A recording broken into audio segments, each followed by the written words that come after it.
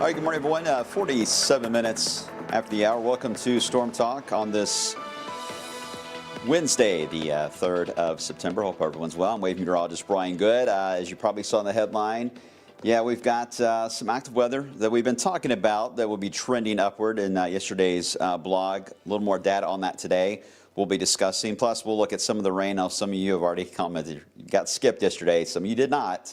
I thought I was going to get skipped, and then suddenly, last minute, it got me there at the very end. So some of you did get some decent rain out of this system from yesterday. So a lot of timing issues here. We do not have any alert days right now in place at the moment, but there are some factors that are leading to decisions that will likely lead to that kind of a scenario, but they're very time sensitive. So I'll explain the areas we're looking at, what we're waiting on whether or not there will be any declarations or not, so you can kind of play along, if you will, and the data trends with us, and you'll have an idea as well of what to look for as we're doing the same thing. Okay, and then we'll get into some good news. There is some good news to share further into the weekend. As always, you guys can comments on the social media side. A lot of you on here. Morgan, you're right, Morgan. You got here first on YouTube. Congrats. You made it. I think Carrie didn't make it in blue or a little late. ZK made it almost. Almost, ZK. Good morning to Michelle. Hello, Sean, over in Middletown. Hello to Daniel inside Breckenridge County there. Let's see. We're going to talk about that, Daniel, on the forecast rain today. Hello to Russell, who's joined us. Hello to Joel. Hope all is well, Joel. And Adam, of course. Hi, Adam. And Diane. Your Twitch handle it's Wave News, although we're thinking about changing them on Twitch to a weather themed one. I'll let you know, but we're working on it. Right now it's just Wave News. But you should get the notification on there. Sometimes it's a little easier to watch sometimes on Twitch if you're a big Twitch fan. I am. I'm on there a lot. Okay, so here's what we're going to do. Let's take it step by step, right? That's the easiest way to handle it. We'll cover how things are looking in today's setup, which is nothing to get too overly concerned about. And then we'll get into the challenges or the concerns we've got into the next couple of days. Outside at the moment, you can see hints of the fog still close to the ground in the distance there where we had the heavier rain, especially in southwest Jefferson County that took place last night. That's where some of the fog was a little more prevalent. But that fog is slowly beginning to disperse, and you see what's above it is nothing but blue sky. So we're going to get into a decent amount of sun here for a while, and it will be a warm day today. We'll get back into the 80s easily. 66, actually 60s are common everywhere, just about on both sides there of the Ohio. All right, the rainfall. Now this is radar estimates. We don't have gauges in all areas. That's a bit of a challenge, especially for Indiana. I'm hoping one day that changes, but this is the best we got. But you can tell that the rain yesterday certainly fell on those higher PUAT, so that moisture, the precipitable water we always talk about, it fell nearly exact in that zone, right? Indiana didn't get as much. You were just a little too far north out of that zone yesterday. But boy, that rain came right up to you. I know at one point eastern Washoe County, Indiana, and just north of Hubers in western Clark, you had a heavy downpour for a while around 2 o'clock yesterday, and that was about the only one that was able to track really in Indiana. Now this is a rainfall. I don't know if this is an anomaly or not from the radar estimate. It's showing over half a foot of rain that fell into Trimble County. If you're in that area, let me know what your home gauge says. I do know that the gauges in Carrollton did reach over an inch, close to an inch and a half, but it didn't get any official totals out of the Trimble area. So if you're around Bedford area, even as close to northern Henry County, let me know what some of your numbers are if you're watching in chat right now.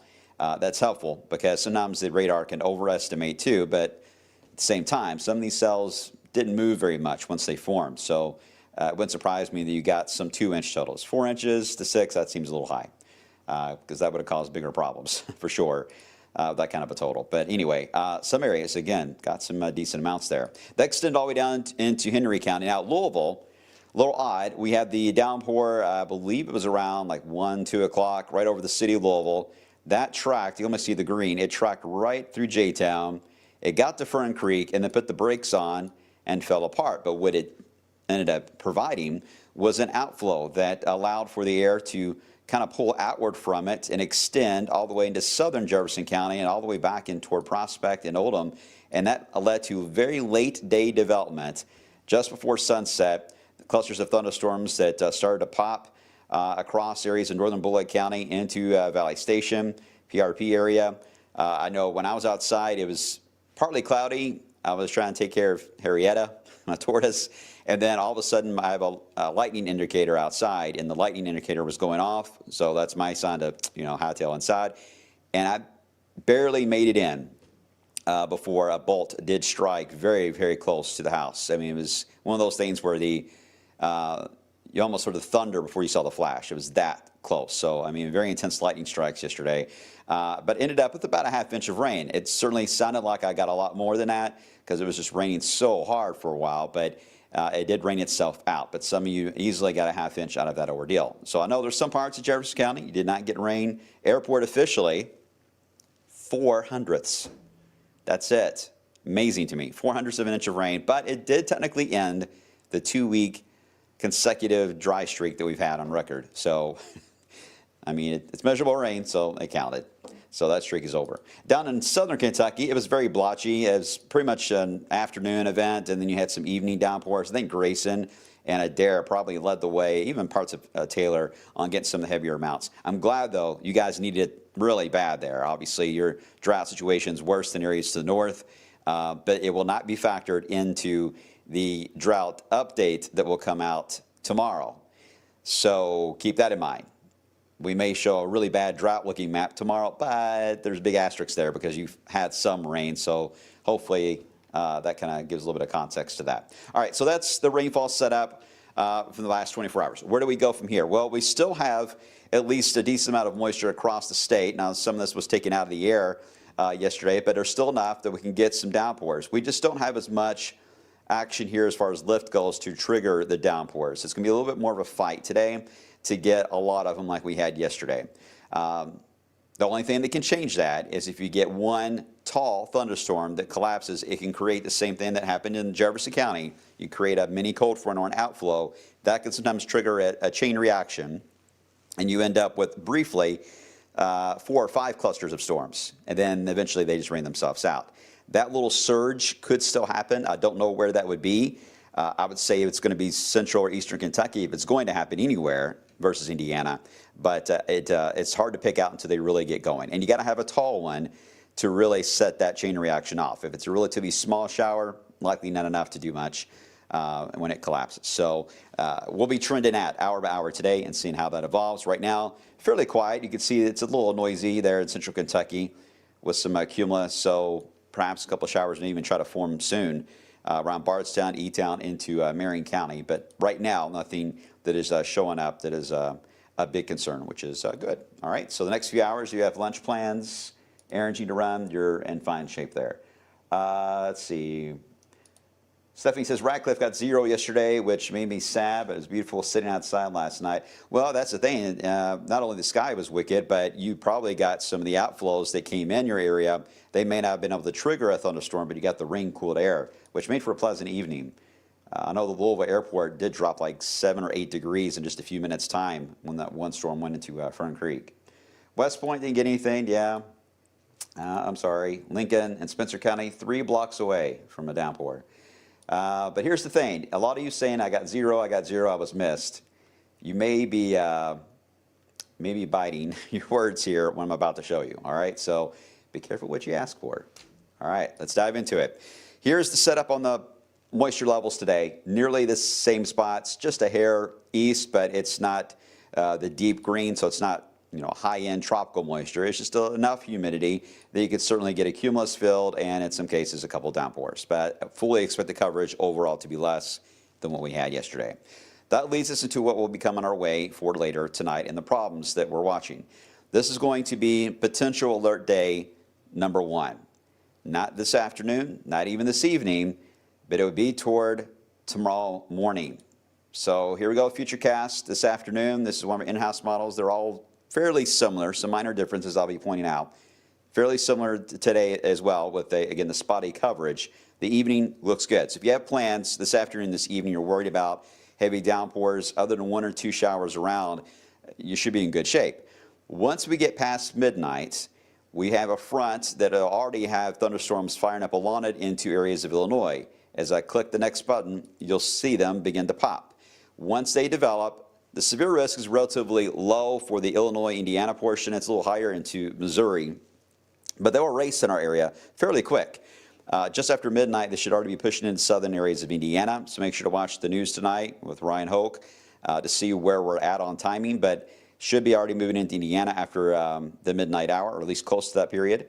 Then they move in toward central Kentucky, and here's the challenge we've got. If this was just a wall of line and thunder that moved in and faded out, which previously looked to be the case, it wouldn't be a huge concern. But the trend in the last 12 to 18 hours is to not only bring in this line of showers and storms, but the tail portion of this becomes very tilted, becomes much more east-west in nature.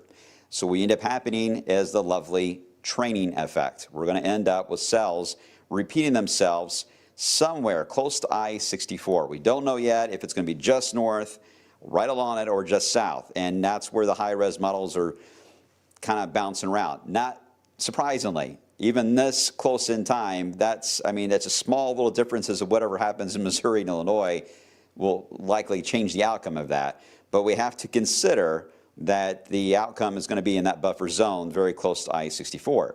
Timing is our worry here. Not so much the amount of rainfall. We're not worried about a tornado outbreak or anything like that. Our concern is this moving in at a bad time, and that's where the alert day discussion comes in, because once we bring in this heavier band of rain that moves in along I-64, here's a snapshot of about 3 in the morning, raining fairly hard into Louisville.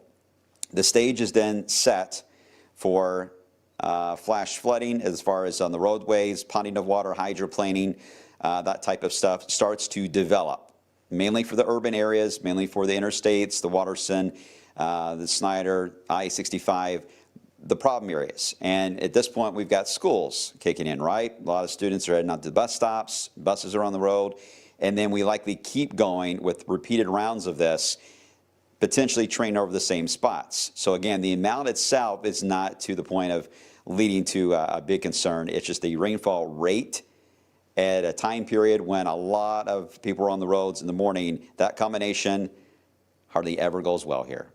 I can count on my hand that it's happened, I would say 90% of the time we've had issues with that. As long as that we're confident on that training being along 64. All it has to do is shift around a bit. If it just eases down a few counties to south, bullet into Hardin County for a bit, that spreads out the heavier rainfall rates, and it eases, say, the city of Louisville especially, and the streets and interstates have a chance to drain a bit, and you cut down on the bigger issues. But if it doesn't shift, and we end up with the repeated rounds, then you see where I'm going with this. And historically in our area, it leads to problems. So we're going to be evaluating the data today on this. I got a feeling we may not have a lot of data to go with until they really form in Illinois, move our way. At the earliest, maybe the 11 o'clock news tonight, we'll be able to have an answer on this and a declaration. Otherwise, it would be with Tawana tomorrow morning on sunrise. So make sure to tune in as soon as you wake up, and she'll let you know if the signs are there that it is going to stay generally in the metro area, and alert day will come out at that point for the morning commute. So just a big heads up, if you need that heads up to plan a little extra time tomorrow morning, we're giving it to you, all right? And don't be surprised if you hear alert day discussion. But again, the alert day would be about timing and impact of heavy rain on traffic, not a severe weather tornado situation. All right, everyone good on that? Type 1 for good, if you understand that. I don't want any misconceptions on this. I know there's always different, your alert day, it covers a lot of things, right?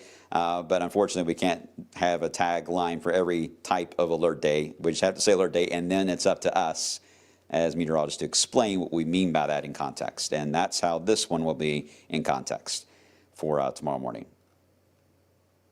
A lot of ones? Okay. All right, good, good, good. So we'll see. So again, some of you that were missed in the rain may very well make up for it in a hurry there. All right, so then the bonus to that, I look at it as a bonus, is that because of the way this is trending with that tail end portion being a little slower to push south, that may very well lead to temperatures staying in the 60s all day tomorrow. Dramatically cooler compared to what we're seeing we saw yesterday at 88, and today is probably mid-80s as well. Dramatically cooler tomorrow, thanks to the clouds. If the sun comes out at 3 or 4 o'clock tomorrow afternoon, that will be enough to push us over 70 for a couple degrees for like an hour or two. Not a big ordeal, but majority of the day will certainly be noticeably cooler because of what happens tomorrow morning. Okay, so there's a bit of a bonus. But I'm going to advance this. Let me see if I got this timing. Okay, there we go. Now we clear the sky out briefly. Areas that picked up the heavier rain, which may be a lot of you watching, fog will likely form again. But watch what happens as we head into Friday, and this is what we were talking about yesterday, is there's a rapid return flow, what we call that another surge of moisture, of warmth and high humidity that just absolutely races ahead of that next little spoke that's coming down from that low that's into Canada. All about timing of when the two meet up. That's still an issue. I still think it's going to be more of a Kentucky concern than Indiana, but watch the fuel. Remember, the fuel lights up in red as we into Friday. It surges up right into I-64 by 2:30 in the afternoon on Friday. Goodbye 60s. Now we're in the 80s again. Could even get close to 90 in a couple spots. So the stage is going to be set for warm. Look at Nashville at 90 degrees. So warm and unstable setup. It's going to be very sharp. The warm sector is going to have a very sharp cutoff point because the flow, the wind shear is going to be decently strong here. And it's going to start to cut the northern nose of that off. So that's why I think Indiana, you're in a lot better shape here. Even up 71, a lot better shape. But if you are in central and southern Kentucky, due to placement alone, I don't think the wind field is going to be enough to come in at this angle and shear off your fuel. It will likely still push into southern Kentucky. So this is our concern. This is our potential alert day number 2. This will be for Friday night. Because what that will do is then it will ignite showers and storms that would rapidly form Friday evening into early on Saturday. It would happen fast. Hail is going to be one of the bigger indicators of anything that forms, but also some damaging winds that can develop. A lot of speed shear with this, more than a tornado potential, but the speed shear alone is enough produce some severe thunderstorm warnings out of this. And my concern with this, and why would it be an alert day, is that if it is fast enough into Friday evening, it will start to impact not only area high school football games, but we also have Racing Louisville, we have U of L, we have the Gaslight Festival taking place. There's a lot going on to where a lot of you are going to be outside Friday evening. So we want to make sure that we're confident on the timing of this, because there is a chance this may not arrive and fire up until after, say, 10:30, 11 p.m. and would be more of a nocturnal, overnight issue into early on Saturday.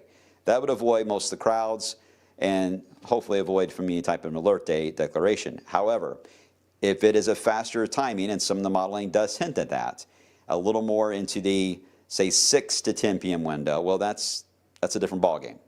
No pun intended. So that could lead to problems. So this is where the second alert day, it's iffy. It's still iffy because we need more data on this to know. But as always the case here on the blog, and anytime we're trying to talk about long-term stuff, but we're trying to give you the heads up what we're thinking, where our thoughts are. Not saying that we're going to go in this direction yet, but at least you know where we're thinking and what you need to look for in future forecasts on TV trends to see where our thought process is probably going to lead here. It would happen fast. I will say that this one also slows down to where the rain may actually linger for a while on Saturday. So the rain chance for those of you along and south of the parkways on Saturday has gone up. I think we'll dry out in Louisville, but south of Louisville, you may hold on to showers most of Saturday. It will be another day like Thursday. Rain-cooled air, barely out of the 60s, maybe 70s. Maybe. All right, your severe parameters, and then I'll get some of your questions on this one. Let me bring this up. This is looking, I know it's really hard to see. This is the analog, SIPS analogs that has the severe risk. If you can see that, it's got more of a red spot more over Tennessee, but it does push the orange into central Kentucky. And the CSU learning module does push the yellow, which would be a slight risk, up to about, say, E-Town. A little further north than what it had yesterday, but as the black dot over Little Rock. So it still likes the idea that the Mid-South area of the country, so this would be Arkansas, Tennessee, southern, southwest Kentucky, southern Missouri, would be more prime, and that's showing up on both of them, and I agree. The threat is absolutely a little more of an issue there than it would be in our counties and wave country, but there has been a notable shift to try to push it a little more into wave country, and that is what we're waiting to see. Does that keep happening today, or does it trend back down to the south? Both are possible at this point. It's still early, right? But at least you have a heads up. We're watching for that. Okay, so those are the 2 alert day possibilities. Type 3 plus 8. Type 3 plus 8 if you're good on both of those. Joanne, the Bourbon Festival is also in this weekend in Bardstown. Well, the rain may be the only issue, Joanne, on Saturday, and it wouldn't be anything severe on Saturday daytime. It would be scattered showers, bit cool, but then you would see some improvement for Sunday. So it's kind of split for the weekend there in Bardstown, Joanne, but nothing that would be damaging or a high impact. It's just some showers on Saturday, possibly trending more south, though, throughout the day. You guys do some fast math. All right. Everyone looks good? ZK, you okay? Your screen went blank. Making sure you're all right. Shonda, alert day. There's 2. It's not so much days on these alert days. It's time periods that I know they're called alert days, but it's really time periods. It's Thursday morning's commute and Friday evening. Those are the 2 periods we're watching for some type of an alert for you guys to just make sure you're aware. Okay, everyone's good. Good. All right, I want to make sure everyone's crystal on this because we haven't had active weather in a while, and I don't want anything to be misconstrued that we're talking about a tornado outbreak coming or anything like that, or 20 inches of rain. I want to be clear that they're both a little different, and they both mean different things on impact.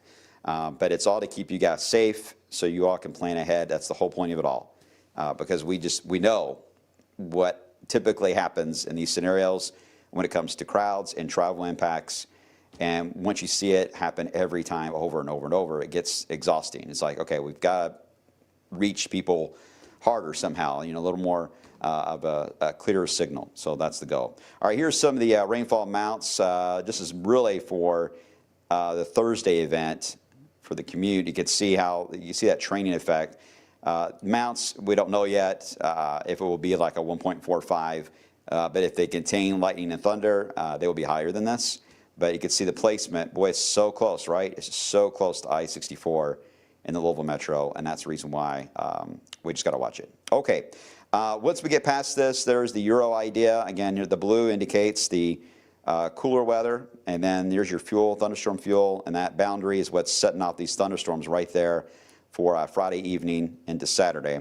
That moves out, and then we get a cool weekend. Overall, the weekend will be nice once we get the showers to push south Saturday, and it'll be slowly happening as Saturday evolves. The further north you are, the better you'll be. We get into Sunday, everyone's in good shape. Next week is a little odd. I'm not going to get in a lot of detail today because I don't have a lot of time, but I mentioned this potential low that will try to develop and emerge here in the southeast corner of the country.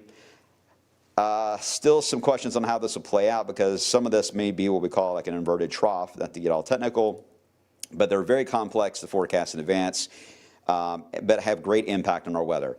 So if it ends up staying a little more southeast or even hugs off the eastern coastline, we will keep just about all of next week completely dry and seasonable, like lower 80s.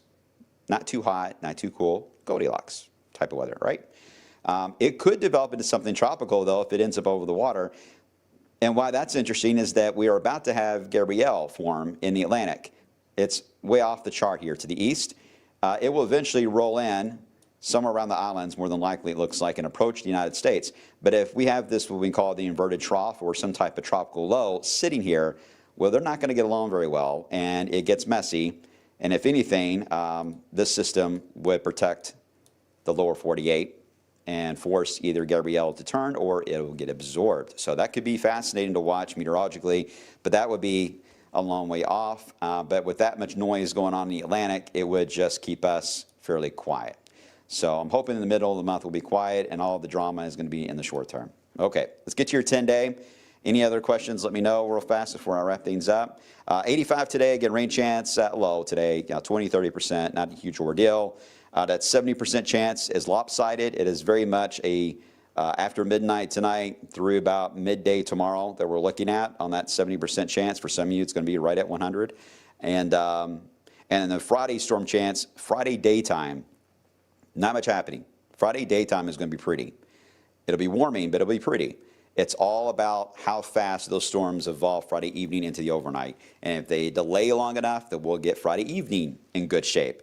And it's all about Friday overnight into Saturday, that some showers and storms will race across Kentucky. So rain chances, we got to put them somewhere. But to give you some context of the time periods that they're referencing, I hope that helps a little bit more. And we'll go low in rain chances right now for next week until we get a better handle on how things evolve there. Okay? Easy peasy, right?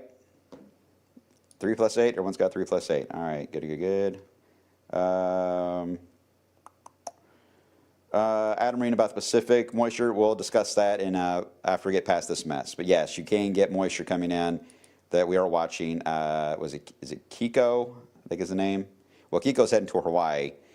What was the other one? I forgot the name. It begins with an L, I believe. Its moisture may get pulled into the southwest and eventually in the central United States. But we'll cover that in the coming days. Carrie, so southern Indiana has rain chances that are low for southern. Yes, Saturday, you're right. Your weather issues, most of it, if not all of it, may completely miss you, Carrie. This may be just a Kentucky show for Friday night and early Saturday. And Saturday will be just slowly drying out north to south, and you may stay completely dry the whole time. Brett, I was waiting for someone to mention this about louder than life. Well, if we end up with a busy Atlantic and East Coast active weather, that would benefit us on allowing in some dry time as we head toward Bourbon and beyond. So I'm holding that would be the case. Same story. I don't know about louder than life, but at least for Bourbon, that would be the trend. And let's hope that holds for louder than life. I know last year Helene had better plans, and that wasn't in the outlook until a few days before. So you never know this time of year. So you gotta really just prepare for the worst, as we say, and hope for the best. Favorite cliche. Ryan, going to Pigeon Forge this weekend. I was looking there. Ryan, this weekend, thunderstorms on Saturday. The front will be a little more west on Friday with those thunderstorms I showed you that impact Kentucky. And then Saturday, they'll be more into the mountains and the Smokies. And then by Sunday, they should be to the east. But it'll be scattered clusters of thunderstorms, not exactly a very organized setup. It'll be very off and on, but your highest rain chance will be Saturday. Okay, you guys look all right. I'm going to head out of here for now, and we'll see how the data trends today. We'll be watching it, and just stay close to our updates on social media and, of course, on our weathercast. And if we see a trend one way or another that we need to go with an alert day, especially for tomorrow morning, we'll talk about that first. You will be the first to know.